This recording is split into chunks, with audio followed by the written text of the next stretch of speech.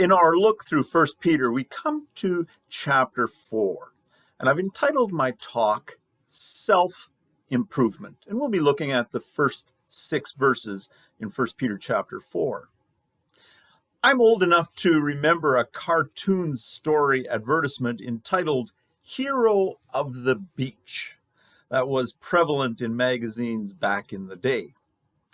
The storyline pictured a skinny young man named Joe enjoying a day at the beach with his girlfriend until a bully kicked sand in his face. Unable to stand up to the bully, his girlfriend disparaged Joe by calling him a little boy. In disgust with himself, Joe went home and ordered the Charles Atlas system, and within a short time developed an impressive physique. He returned to the beach and knocked the bully down with one punch, earning the admiration of onlookers and the praise of his girlfriend, who said, "Oh, Joe, you are a real man after all." The promise of self-improvement continues to be one of our strongest motivating factors, whether we're talking about physical ability, financial savvy, interpersonal skills, career capabilities, etc., etc. The Bible also offers us the hope of self-improvement, and as we arrive at this 4th chapter, 1 Peter, I think we encounter a discussion about self-improvement.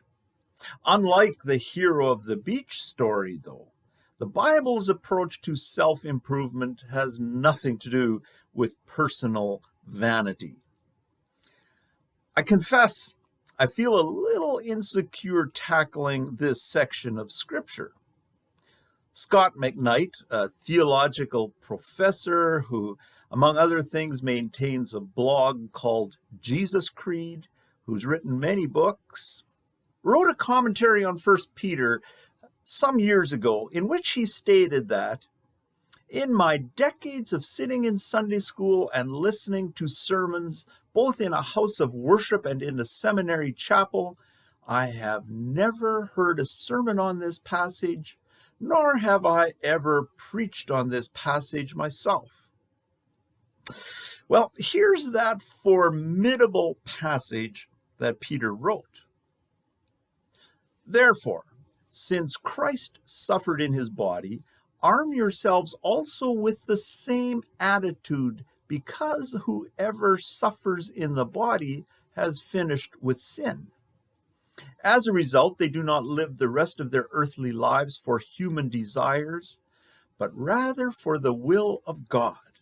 For you have spent enough time in the past doing what pagans choose to do, living in debauchery, lust, drunkenness, orgies, carousing, and detestable idolatry.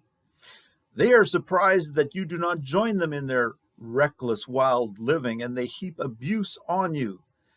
But they will have to give account to him who is ready to judge the living and the dead.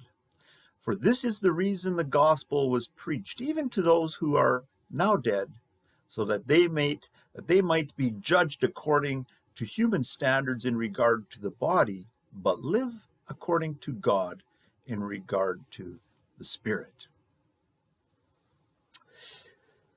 So why would I dare to preach on this passage if others don't?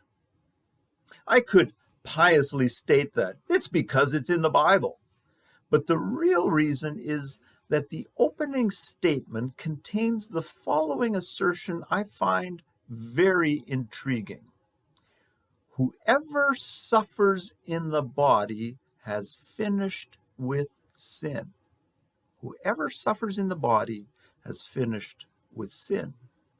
One reason that people don't preach on this section is because they're not sure what Peter meant when he said that whoever suffers in the body has finished with sin. There are various interpretations of those words, none of which are very attention-grabbing. So I'm going to be daring and offer you my take, which is that this section is about self-improvement. In other words, Being finished with sin is a self-improvement goal which is accomplished through suffering. I know, it still doesn't sound like an appealing concept, but let's consider.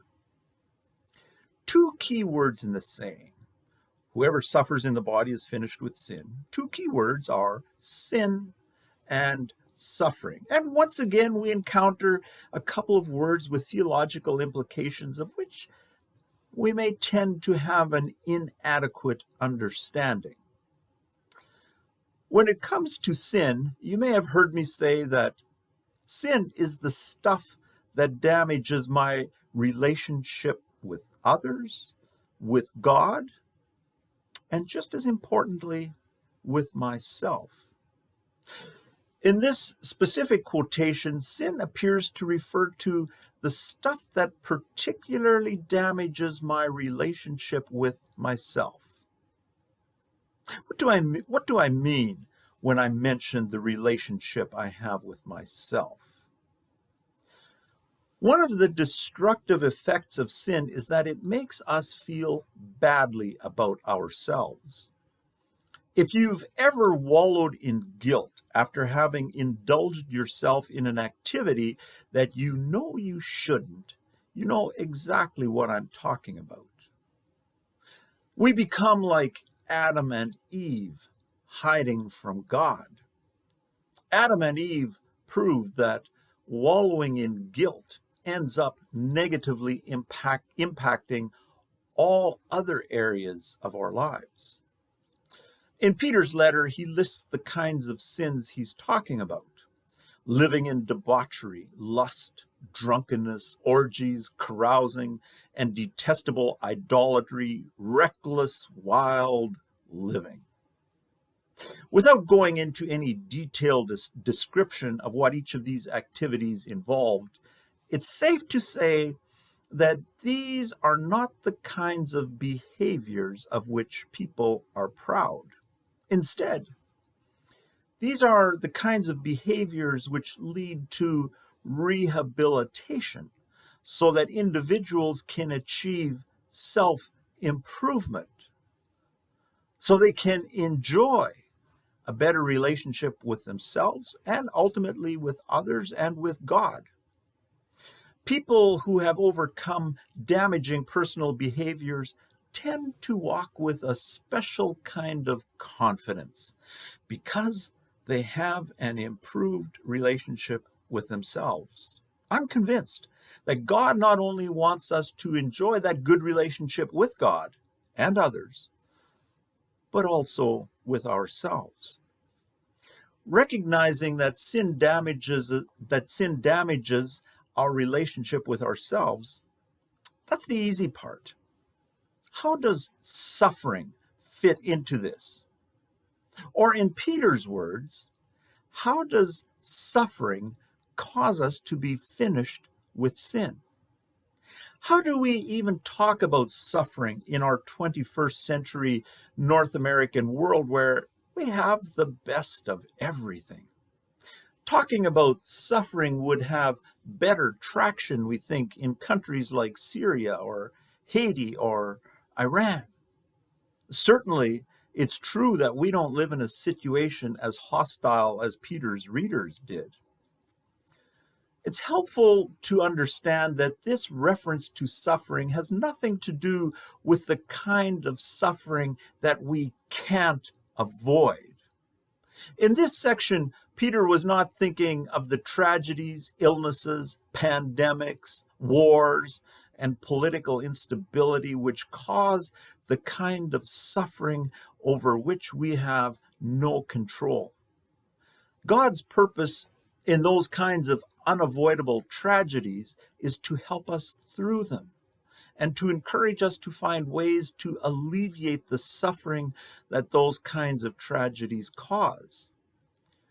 The suffering that Peter was talking about in this section is not unavoidable, but is embraced by choice. Peter set Christ as our ultimate guide who chose to suffer by identifying as a human being.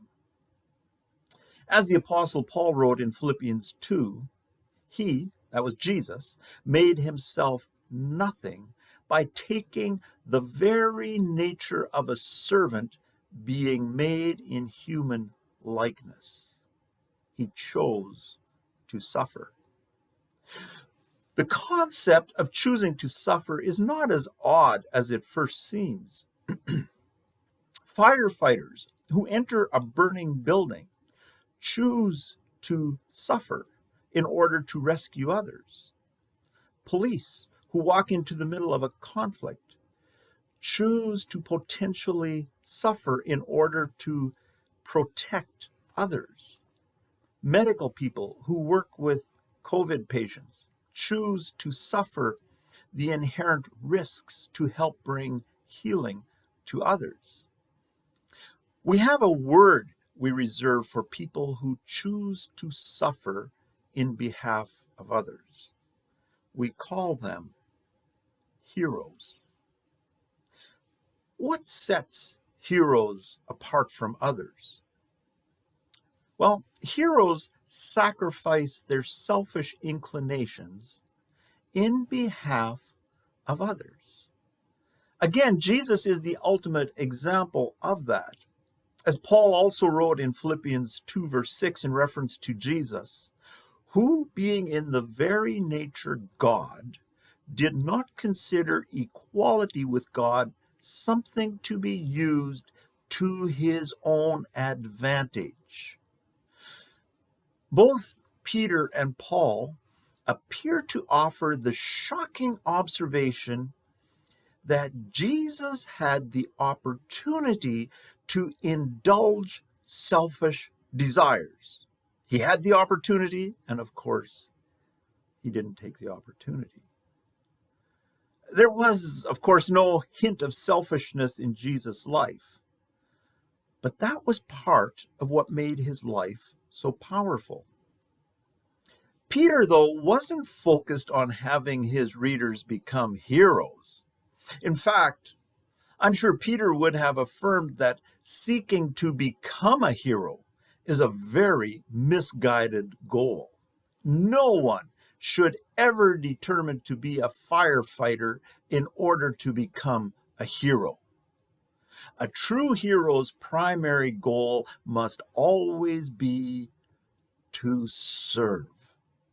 And as heroic as giving up our selfish inclinations in behalf of others is, Peter saw a completely different dynamic at work through embracing suffering. Peter recognized that sacrificing our selfish inclinations produces positive personal improvement. Here it is. Peter recognized that sacrificing our selfish inclinations produces positive personal improvement. Peter put it this way: as a result, they do not live the rest of their earthly lives for human desires, but rather for the will of God. Identifying ourselves with the kind of suffering Christ embraced not only helps others, it empowers us with a purpose for living, what the Bible calls living for the will of God. Very importantly, it produces the kind of self-improvement that we look for in life. And that's why Peter could write, whoever suffers in the body has finished with sin. Sacrificing our selfish desires in behalf of others empowers our own struggles against the self-destructive behaviors that make us feel self-defeated. Victor Shepard is a Canadian author, theology professor, and Presbyterian minister who has a favorite saying. He says that years ago he walked into a fellow minister's home and found nailed to the wall this line: "The more you have to live for, the less you need to live on. Catchy. The more you have to live for, the less you need to live on. That sentiment contrasts sharply with our society's message, which tells us that self-improvement is achieved through accumulating. We like to think that the more skills we accumulate, the more finances, the more stuff that we accumulate, the more self-improvement we experience. The problem with accumulating, though, is that it doesn't combat our self-destructive tendencies. The message of the Bible is that we achieve self-improvement through discovering purpose. And discovering purpose, what the Bible calls God's will, always requires the sacrifice of our selfish urges. And that's why Peter could boldly say, whoever suffers in the body has finished with sin.